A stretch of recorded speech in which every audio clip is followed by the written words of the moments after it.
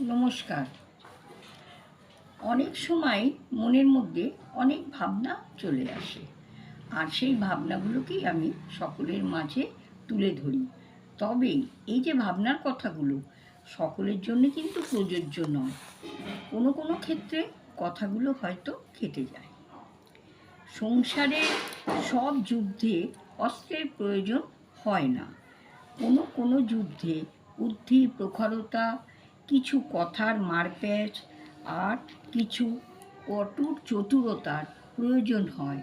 আর আমরা সবাই এই চতুরতার মধ্যে দিয়েই, নিজেদের বুদ্ধির মারপ্যাঁচ দিয়েই সংসার জীবনে এগিয়ে চলি আর সংসারের সব কিছুকে অর্জন করি।